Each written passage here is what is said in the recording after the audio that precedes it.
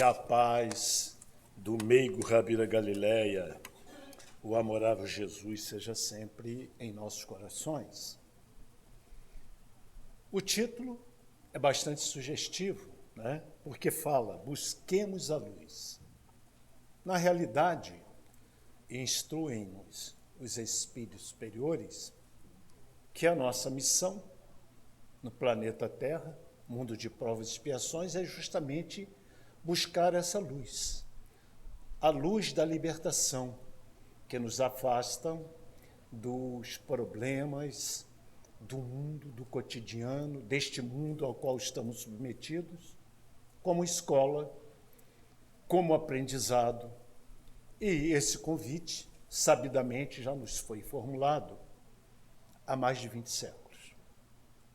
É esse Jesus amorável que nos trouxe uma mensagem libertadora, que sinalizou a possibilidade do homem celerizar o processo da sua libertação definitiva, ou seja, a sua alforria, a sua carta de libertação, na qual estamos todos submetidos dentro deste processo.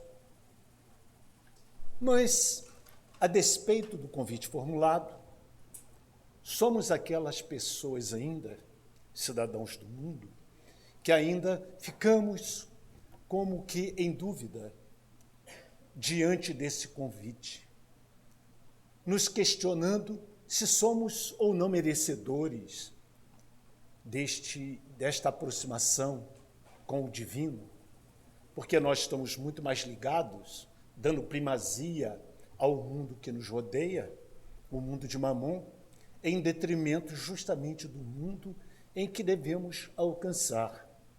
E isso gera consequências reais no mundo em que nós habitamos, nas nossas relações. Portanto, se o convite foi formulado, nós poderíamos então entender que nós podemos realizar este processo em nós mesmos, porque temos uma paternidade divina.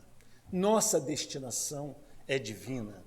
Portanto, temos uma parcela, por menor que ela seja, em função da posição que ocupamos, da nossa elevação moral, mas nós temos tarefas, compromissos que assumimos no plano espiritual, do qual não podemos afastar sob pena de sofrermos as consequências danosas desses atos.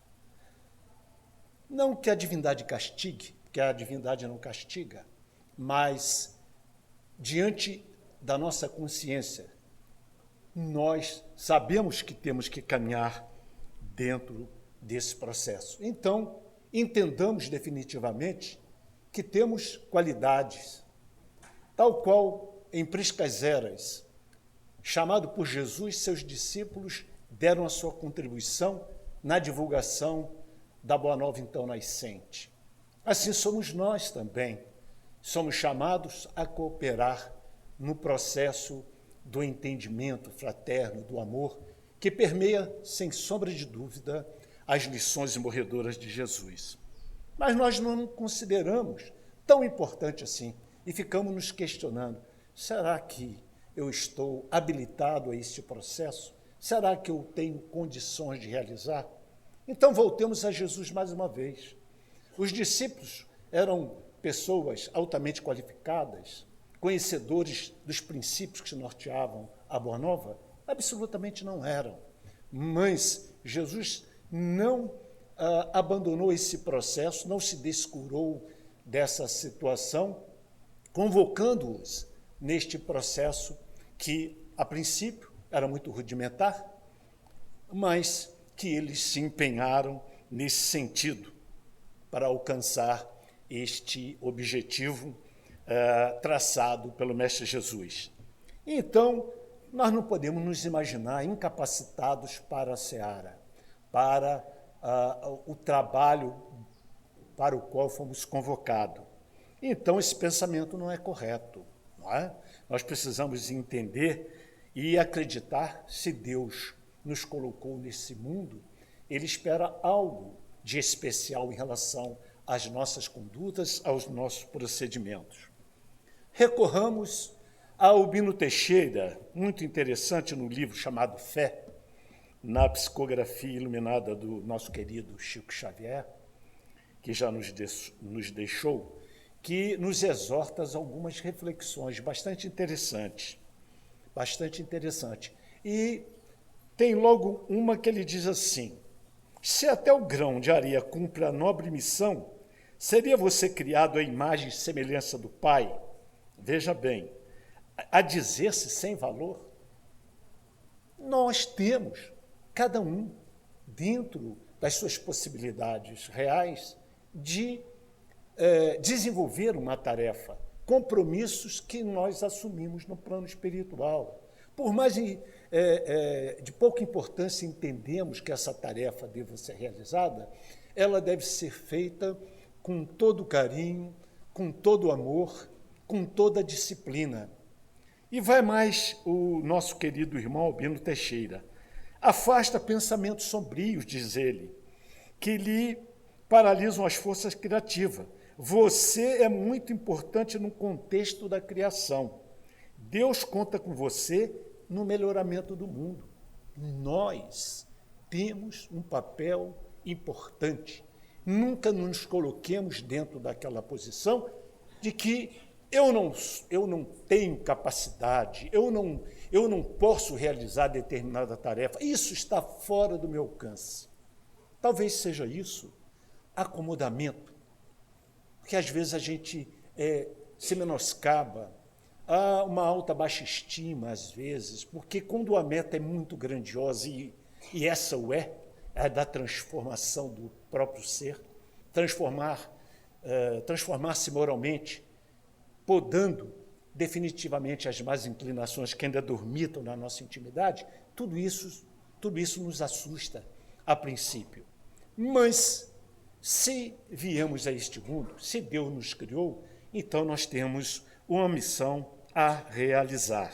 Portanto, Deus não nos teria criado se não fosse para uma finalidade útil, para que pudéssemos atingir determinadas situações em que nós nos gratificaríamos, não só, mas também projetaríamos isso em relação às pessoas que estão ao nosso redor, porque nós passamos a ser um ponto de referência.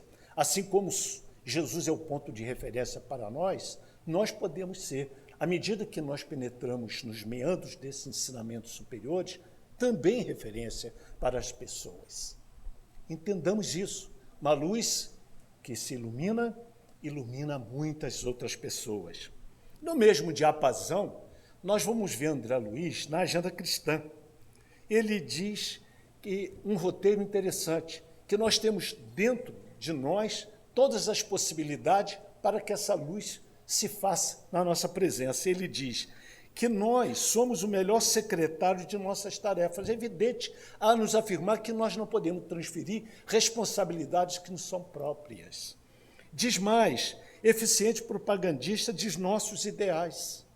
Mais, cara demonstração de nossos princípios, o mais alto padrão de ensino superior que o nosso espírito abraça, mensagem viva de elevadas noções que transmitimos aos outros. Ora, o que está nos dizendo, com todas as letras, de forma clara, André Luiz, que somos este exemplo. Nós somos luzes.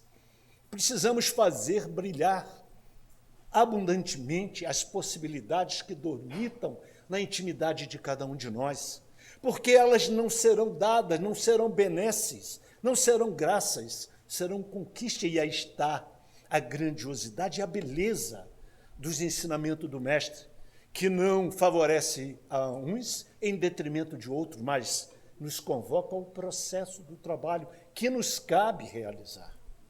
E assim, nós olhamos um Deus de justiça, sabedoria, de amor, de entendimento, esses atributos maiores da divindade, que no passado assim não era entendido, mas que hoje, em face da evolução da própria humanidade, do ser humano, nós começamos a entender, trazer para a nossa intimidade. Mas ele também diz e nos adverte de uma forma realística, dizendo: somos também o maior inimigo de nossas realizações mais nobres. Somos a negação do idealismo sublime que nós apregoamos, nota discordante da sinfonia do bem que pretendemos executar, arquiteto de nossas aflições e destruidor de oportunidade de elevação. Quem são esses? Somos nós. Somos nós também que temos potencialidades guardadas na intimidade de cada um, que terá que ser desenvolvido, mas também somos aqueles que, uma vez de posse desses tesouros, de posse dessas revelações superiores, somos nós que destruímos. E ficamos ao léu reclamando da vida, murmurando, balbuciando palavras negativas em torno da nossa vida. Nós somos, portanto, arquitetos deste processo. Portanto, a mensagem dos nobres instrutores deixa claro a necessidade de sermos sempre coerentes com o nosso proceder. Sejamos nós mesmos, autênticos, uma vez em casa, uma vez no templo, uma vez no trabalho, aonde estivermos, que a nossa luz brilhe de uma forma autêntica e real. Não nos camuflemos, não sejamos incógnitas para os amigos superiores, para aqueles que guardam, velam pela nossa passagem nesse planeta Terra, que são os nossos anjos guardiães, protetores, que se esforçam, se desdobram no processo de nos trazer para o caminho do bem. Mas, a despeito dessa revelação, a despeito de termos um patrimônio de entendimento, e temos, através de muitas reencarnações, através de muitas jornadas, vamos amealhando muitos ensinamentos. Estamos lá, vamos aprendendo ao longo dos séculos, vamos somando, nada se perde. Tudo está guardadinho, tudo está ali filmado, está tudo sinalizado pelo plano espiritual. Não há como negar as nossas condutas. Mas os amigos dizem: não olhe para o passado, siga adiante, porque o que precisamos construir agora é necessário. E muitos, às vezes, se apegam. Estudando a doutrina dos espíritos, dizem: é o passado que está aqui a me cobrar essas situações negativas. É verdade que isso é uma assertiva, é uma afirmativa correta. Mas os espíritos também advertem que a grande maioria, a esmagadora maioria dos problemas são amealhados, são conquistados agora na presente existência. Nós estamos falhando agora. E a falha nossa do presente significa que estamos projetando essas falhas para um futuro, tal qual recolhemos os apetrechos, as projeções, as condutas mal conduzidas num passado remoto ou distante. Então, nós estamos aqui buscando a toda força, com todo um denodo, com disciplina, buscando nos transformar. Mas isso tem que ser feito buscando sempre o equilíbrio.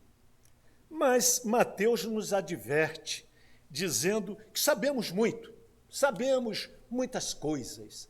É verdade que aprendemos muitas coisas. Sabemos, por exemplo, que a vida prossegue vitoriosa além da morte. Isso é uma consolação. Que nos encontramos na escola temporária da Terra em favor da iluminação espiritual. É bom que o saibamos.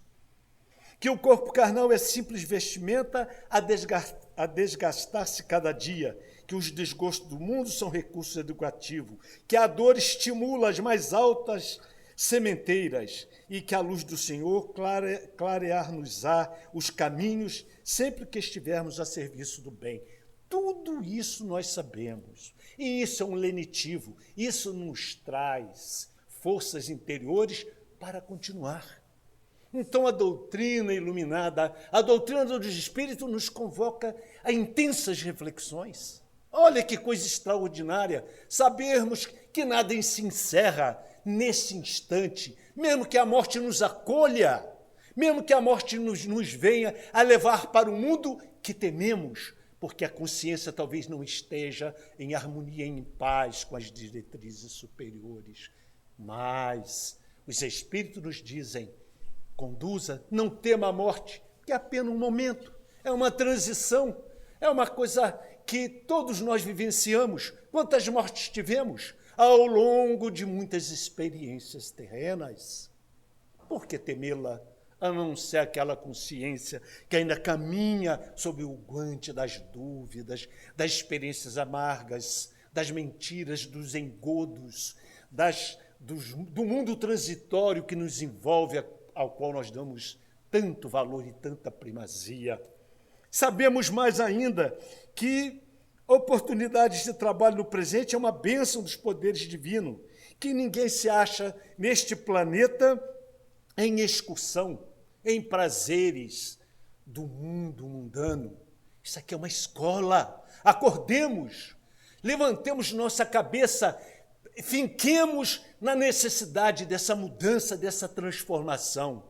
O mundo que aí está nos convocando à cooperação. Irmãos, muitos irmãos sofrem, muitos irmãos não comem, não bebem. Olhem as mídias, vejam o que está estampado nas revistas. É muita dor, é muito descaso, é muita corrupção, é tanta coisa que nós ficamos a imaginar aonde está esse Deus. Portanto, que a existência na esfera física entendamos como uma tarefa abençoada, uma oficina de trabalho, de resgate e redenção, que os nossos atos, palavras e pensamentos produzirão sempre bons frutos que lhe dizem respeito a cada um de nós no infinito das nossas manifestações. Efetivamente sabemos tudo isso. Quem não sabe? Ou finge não saber, ignora, porque mudanças, transformações, reforma, burilamento são palavras repetidas, reiteradas pelos amigos espirituais. Mas se nos acomodarmos nessas situações, aonde chegaremos? Seremos mais um na multidão, mais um que sofre, mais um que nada faz, que nada transforma, que nada muda. E nós podemos ser lume, podemos ser essa luz, a luz do mundo que disse Jesus. Sois a luz do mundo, somos essas pessoas que podemos fazer iluminar um planeta que se encontra em desarmonia, em felicidade, lágrimas. Este é o planeta que convivemos e nós não podemos nos colocar na posição de ignorar tais acontecimentos. Sabemos tudo isso, sabemos, temos conhecimento, temos informações que jorram do plano mais alto na nossa direção a nos beneficiarem nos círculos felizes do nosso trabalho. Mas uma interrogação cabe aqui agora. Que fazemos mais que os outros? Que fazemos mais que os outros? Essa é a interrogação que não podemos esconder, porque se temos conhecimento, sabemos das coisas, aprendemos, somos beneficiados pelo esclarecimento superior, mas nos colocamos medrosos, envergamos diante dos primeiros problemas que surgem. Aonde está a nossa fortaleza moral, o nosso amor, a nossa tenacidade, a nossa vontade de trabalhar, de ajudar na seara do bem? Daí a indagação de Mateus, em 5,47, então Jesus fala que brilhe a vossa luz. Vós sois a luz do mundo, não se pode esconder uma cidade edificada sobre um monte. É uma realidade. Imaginemos uma cidade edificada no monte, no alto, num lugar bem alto. Como escondê-la? Não há possibilidade nenhuma de esconder essa cidade. Nem se acende a candeia, que é uma vela de cera, e se coloca debaixo do alqueire, que é uma medida agrária, ou seja, pegar essa vela e colocar debaixo da terra, mas no velador, lugar onde se coloca verdadeiramente essa vela, e dá a luz a todos que estão na casa. Assim somos nós, somos luzes do mundo, somos sim, porque Jesus nos criou para essa tarefa sacrossanta. Assim resplandeça em nós a nossa luz diante dos homens, para que vejam as vossas boas obras e glorifiquem o vosso Pai que estás no céu. Glorificar, veja, fala em que vejam vossas boas obras. Isso não é uma atitude orgulhosa. Não é uma atitude orgulhosa. Aqui está nos convocando a dizer, você está num caminho correto? Você viu a luz? Você transita no caminho do bem? Faça com que os outros vejam o que você está fazendo. Assim como Jesus o fez. Jesus tinha a sua luz própria e transmitiu a sua luz. Assim somos nós. A pequena luz que temos, ela pode luzir, ela pode brilhar e as pessoas podem ver. As pessoas podem olhar. Mas que não seja a falácia, a retórica fácil, que afloram os lábios facilmente dos homens, mas que seja materializada as nossas palavras através da nossa conduta. Portanto, o mestre determina que não devemos esconder a nossa luz, pelo contrário, devemos fazê-la brilhar e resplandecer para que todas as pessoas a vejam. Mas o que refere a essa luz? Que luz é essa? São os nossos valores internos que mal conseguimos ainda expressar, que eu disse anteriormente, que dormitam na nossa intimidade. São atributos. Não esqueçam que potencialmente estão na intimidade de cada um de nós, que dormitam na intimidade de cada um, esperando que ecloda, surja, que apareça, que se mostre. É isso que nós precisamos fazer. Devemos ter alegria e satisfação de sermos cristãos, de sermos espíritas. Então, fazer brilhar essa luz significa transmutar em perfeições humanas próprias do espírito imortal, né? Que estamos estagiando, dando esse processo. Ninguém está aqui que não errará, que não se levantará, que errará novamente e se levantará muitas outras vezes. Mas precisamos nos conscientizar.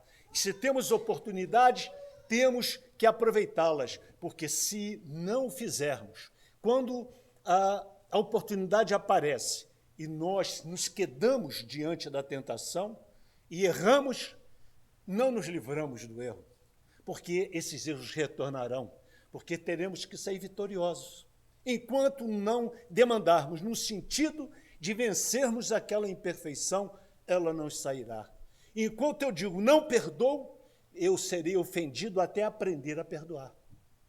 Esta é a lição. Ela retorna tantas vezes quanto forem necessárias, até que o aluno, que somos nós, dessa escola extraordinária, que é o planeta Terra, se quede essas verdades e se dobre a este processo. Então, atos, pensamentos, sentimentos, vibrações, sempre a luz pura do Cristo. É chegar à condição declarada por Paulo ao Gálatas, em Gálatas, vejam bem, em 2:20, ele diz, já não sou eu quem vivo, mas o Cristo que vive em mim. Esta é a posição da qual nós temos que alcançar. Não sou eu mais, não seremos mais nós que viveremos, mas o Cristo viverá em cada um de nós. E quando isso nós atingirmos, o homem se estará liberto do chamado convencionalismo terreno, amadurecido então pelas aquisições das jornadas nobilitantes do espírito, torna-se realmente o veículo propulsor das virtudes mais sublimes que dormitam no recesso de sua alma. Então nós somos esse veículo. Nós somos luzes, sim. Vamos fazer luzir esse processo. Jesus nos afirmou, sois a luz do mundo. Essa frase deixa claro que, para nos tornarmos realmente seus discípulos, necessário que nos desvencilhemos de todas as violações. Violações, significando aquilo que a infringência aos princípios superiores da criação, que determina na lei maior, amemos a Deus sobre todas as coisas e ao próximo como a nós mesmos. Portanto, a trajetória do Espírito é feito de práticas de exemplo. É a semente que nos fala o Evangelho, ao afirmar que a sementeira é livre, mas que a colheita é obrigatória. Criado simples, portanto, e ignorante, com destinação de ser feliz, o espírito humano é o único responsável por esculpir a senda da sua própria trajetória evolutiva. Somos arquitetos, artífices da nossa felicidade ou da nossa infelicidade. Não podemos culpar a quem quer que seja, senão a nós mesmos. Lembrem-se disso, porque num momento de insanidade, faltando-nos aquele processo do discernimento, do entendimento dos acontecimentos que nos envolvem, acusamos, né? Porque nós nos colocamos, como diz com muita propriedade o Espírito Hamed no livro Renovando a Atitude, nós nos colocamos no processo de vítimas, somos vitimizados, quando na realidade não o somos. Somos criadores da nossa felicidade e da nossa infelicidade.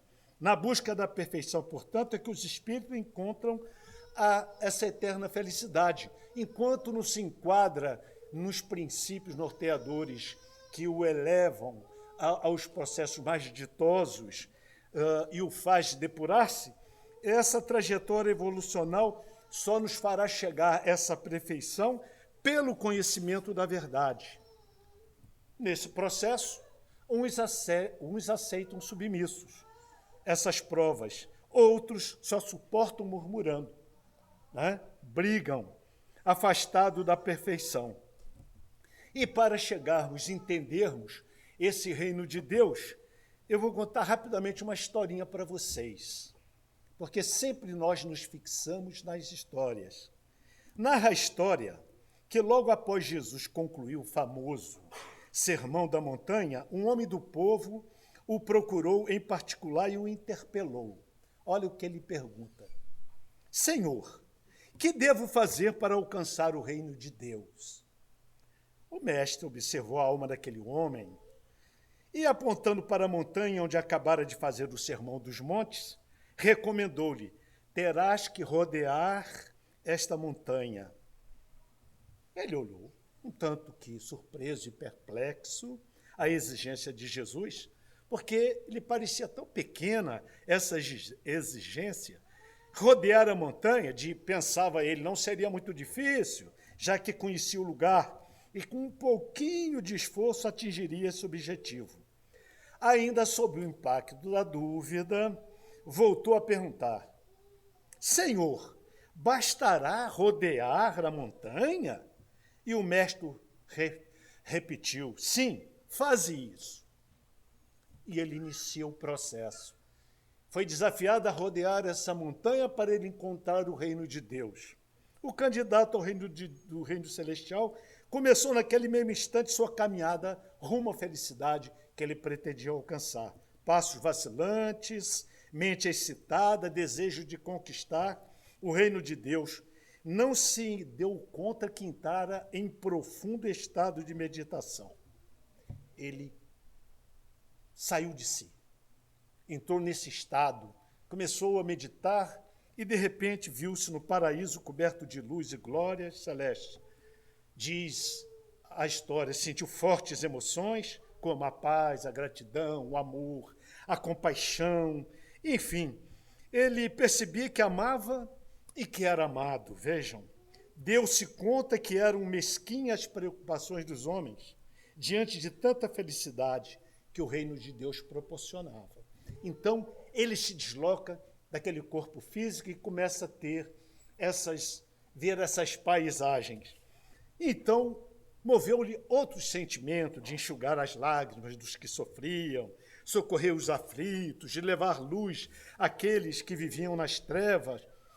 E, nesse processo, percebeu diáfanas luzes que caíam do alto, tocando-lhes as fibras do coração, deixando-o enternecido e feliz. Vejam, era um processo maravilhoso, né? Que os nossos irmãos orientalistas chamam de nirvana, um processo, um estágio em que ele se percebia neste mundo, neste paraíso. Como desejava que todos os homens participassem daquele banquete divino. E assim caminhou, por mais um tempo, sem observar por onde passava, apenas sonhando, sonhando e sonhava dentro deste processo. Com uma sensação de fadiga, saiu daquele estado de ilusão neste momento, levou um grande susto. Viu-se exatamente no local onde iniciara a caminhada. Ou seja, ele não saíra do local, ele apenas projetara aquele paraíso, aquele sonho, tudo que ele percebia estava ali no sonho dele. Perguntou, ficou perplexo, surpreso e se perguntava, eu circulei ou não essa montanha? Né? Então ele ficou ali cheio de dúvidas, mas tomado de muita dúvida e sem compreender o que se passara, decidiu que faria nova empreitada. Ele não se deu por satisfeito. Não é possível, eu não saí do local, eu vi tudo isso. Ele fez uma nova empreitada.